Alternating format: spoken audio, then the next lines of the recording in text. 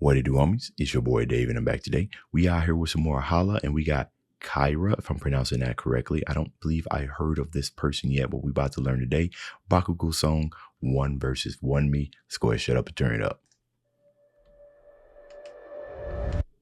Just better and better I get, and the time it passes goes tick, tick, tick, tick. Might sweat but don't sweat, it makes sense when I Okay, yo, Hala, you may not know this, but I am a sucker. I am a sucker for brass horns. And I heard just a little smidget of it in there. Oh no, you ain't gonna do this to me. Now look at this, bro. Look at this. Obviously, when we're talking about Bakugo, right? And largely is gonna depend on the type of nerdcore artist that I'm reacting to, right? Because I've been doing this for a long time and I have a good sense on what to expect as far as production, as far as what the track is going to sound like, or not what it's going to sound like, but an idea of their talent when it comes to production, right? And Hala is up there when it comes to production. It's up there with fabvl, with DPS, with Schwabity. It's up there, right? They produce their own tracks and they approach it with a more compositional type of effect, meaning adding in type of things and centering around music that fits the theme. Hence why when it first started, when the song first started, it almost kind of sounded like something was about to blow up. All of us felt it. We felt that impact. We felt that hidden impact, and it didn't come. But those brass, the way that came in, oh, that's so fitting. That's very fitting. That's the type of stuff that you hear when a threat has appeared. You know what I mean? Think about all those type of fantasy movies and everything. Or not even fantasy. It's like sci-fi stuff. When something grand has happened, it's usually followed by a big brom sound, like brah. Okay. Just that. I really love brass sounds. better I get, and the time it passes goes tick, tick, tick, tick. Might sweat but don't sweat, it makes sense when I try, I win, no trick, trick, trick, trick. On train each day, you watch me through pain, no brain will stop me. Get out my way, you think I'm what you wanna be. The world is one. One thing that I love about Hala and her her ability, obviously we know that she has the ability to harmonize, but generally to especially when you have some type of, you know, like low end type of elements in the music, it becomes, you know, when you get a lot of harmonies going on, we can kind of hear Hala panning, right, these harmonies and stuff to the left or the right in order to provide a little bit more clarity on some of the elements that are focused right there in the midsection, right? We kind of got this sound that's going on background, like doop, doop, doop, doop, doop, and those ticks almost kind of got like a little heavy accent to them almost. You watch me through. Like, you can hear it, right? You can hear it even though we have the bass kind of coming in, we have the bronze kind of coming in. There's a lot of elements that's going on in this song. So whenever you're doing harmony, one of the tricks that I've heard or that I've experienced and actually done is when you have harmonies going on, putting them over there to the left or putting them over there to the right, even though it might sound a little weird, sounds amazing when you listen to it all as a whole. This is a way that you can still get harmonic information out without making the track sound so muddy. Those small little details in there adds up. So let's keep it going. On train each day, you watch me through pain, no brain will stop me. Get out my way, you think I'm what you wanna be. The world is watching what I prove. Whoa. No second place, you only win or lose. So 1v1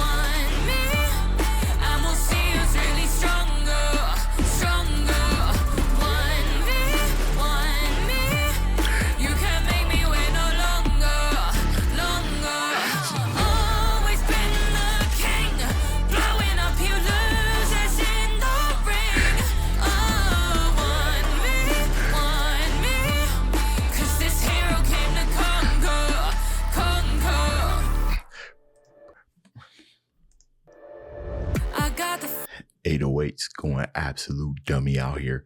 Supreme Ham. Oh my goodness. Did you guys kind of hear those small little, she even had a couple of the harmony going in there in the background. Like it's like playing whack-a-mole where she kind of just comes up and then right before you hear it, it goes right back down. You're like, what did I just hear? Now,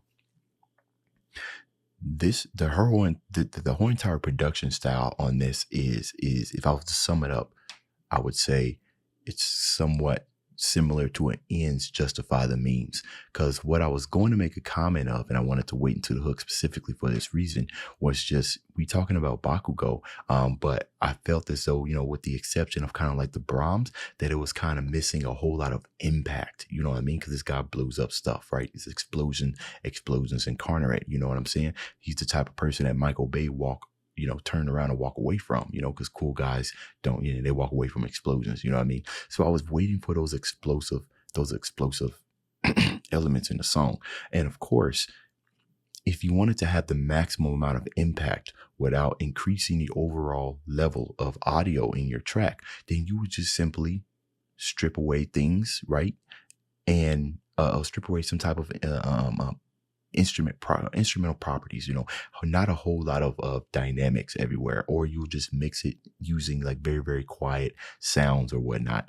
But sometimes this could be a little hard because you still have this audio frequency that you want to feel to make it sound full. You know what I mean? You don't want to just put everything in your hook and then leave everything else empty. So how Hala's approached it is that Hala uses her voice, which is the best instrument in the world, as part of those elements to fill in those type of missing frequencies, whether there be the harmonies on the side, you know, side processing, doubling her vocals and everything, because why not, right? And it comes off as a lighter approach as well. So we got that quietness, and then when a hook comes in, it gives us that much more of a bigger explosion, like big, huge impact. And that's what I was waiting for. Now, not only did it come in, but it came in with that menacing type of sound. And I'm gonna tell you something, what I thought of immediately when the hook came on was BTS. Oh no, actually not even BTS. I thought Blackpink, because that was the way that it was mixed. That's the type of stuff that I would have saw in like a Blackpink song. Like go listen to a Blackpink song, like one of their like really, really popular ones. They like to use a lot of horns and they stuff, and it's usually followed by killer choreography. Now, as far as the vocals go in that hook, I really love that it's almost kind of have an air of well, we all know Bakugo's character kind of has an air of ego to it, like what, like who you think you are, like old head ass, you know what I mean? Like, but I loved it. Ends justify the means. See, and then the return to quiet, right? But you don't want to just return it to quiet.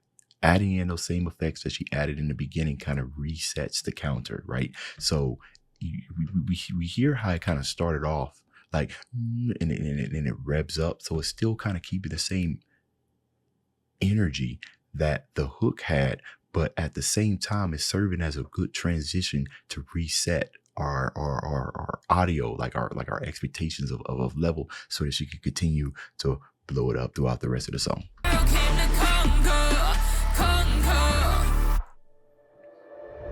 I got the fire and force, a dollar bus, a tough for exploding quickly the walls, each complete victory.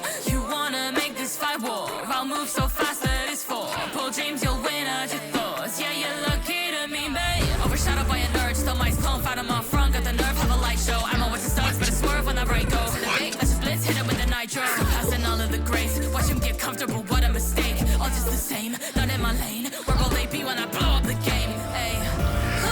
But you hear it, right? The first 8 or 16 of her, well, probably like the first 8, you heard how it was her vocals, right? We heard some of the melodies and everything. Before the most part, she was harmonizing. So that kind of helps carry it halfway throughout the song to set up for that big, huge explosion. Now, the thing when it comes to, and I'm glad she decided to go more of an orchestrated type of way here. The thing about that is that, you know, depending on how you mix it, you can't take too much away from it from like Brahms or something, if you wanted to kind of have that effect. But the power in the Brahms is in that low end, right, to help you really feel it. If you ever go and look at like a trailer, right, it's usually followed by like the slap of like really, really big drums or something like that. But it's layered in there and it's EQ'd in there perfectly to still kind of give you that effect, but at the same time reserve a lot of that impact for the hook.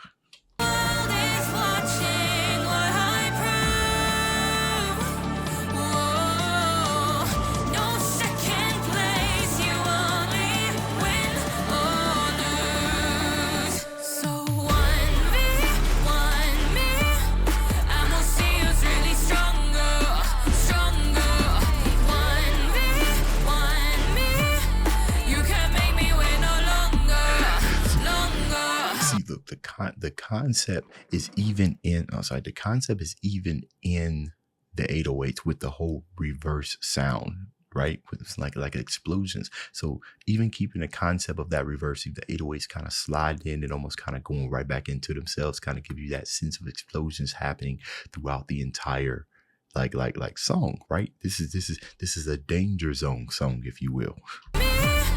You can't make me wait no longer. The Foley sounds.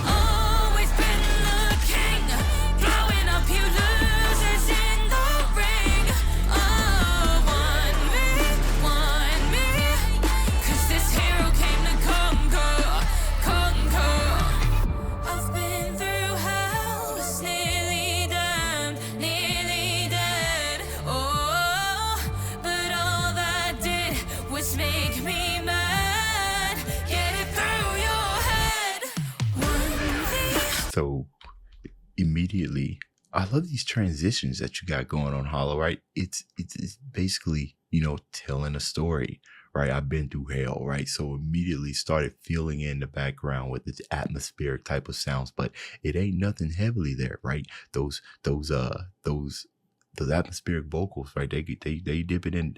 I don't even know what scale it's in. It kind of sounds like it's in a minor scale. I couldn't tell you what the scale is, but it's got that sense of it almost got that sense of holiness. You know what I mean? Like that sense of divinity, when a bad guy entered the track on some Sephiroth type stuff, right? There's a reason why they got choirs and stuff singing in the atmosphere. That's when you've obtained boss level. And it looks like Hala felt that same thing. Oh, I didn't even, Chira, let me find out who Chira is. It's in the description generally, music production. So it's Chira that did the music production, okay, and then Hala did the mix and mastering. Actually, both of you guys combined made this. This is absolutely amazing. So props on the production. I want to give props where it was. I think I was giving all the production credits and everything to Hala, but this was actually a tag team effort. This is an amazing tag team effort. Anyways, I forgot what I was saying. Let's keep it going.